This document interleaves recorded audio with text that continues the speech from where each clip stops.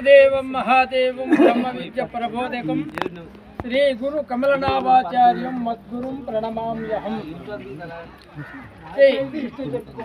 శ్రీ అచల పరిపూర్ణ చంద్రప్ప తల్లి గారు 12వ వార్షిక సందర్భంగా అనేక ప్రాంతాలు భక్తులకి, గురువులకి, పెద్దలకి ఈ గ్రామము రవిడిపల్లి గ్రామంకి రప్పించి ఆ అమ్మ, ఎందుకంటే ఇక్కడ 10-15 సంవత్సరాలు ఆ అమ్మగారు వాక్యము నడుబడి మేము కూర్చున్నాం కాబట్టి ఆ అమ్మ ఈ ధర్మములో చేరి ధరించిన వ్యక్తి.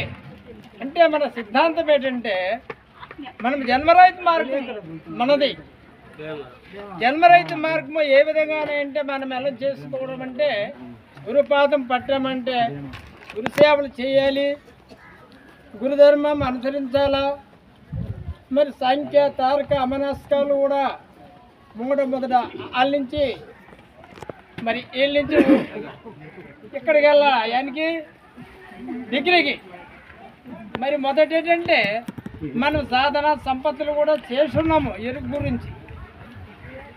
ఎరుకుని సాధన చేసి ఎరుకు తన సస్వరూపం తెలుసుకున్నప్పుడు ఇదిరా పరిపూర్ణం అంటే పోలికి తెలియదు. గురుమూర్తి చూపకుండా పరిపూర్ణ తనకి ఎట్లు ప్రత్యక్షము, గురుమూర్తి చూపనేమి తనకి పరిపూర్ణము లెస్స ప్రత్యక్షమవురా చూస్తున్న ఎరుక పారిపోవునరా.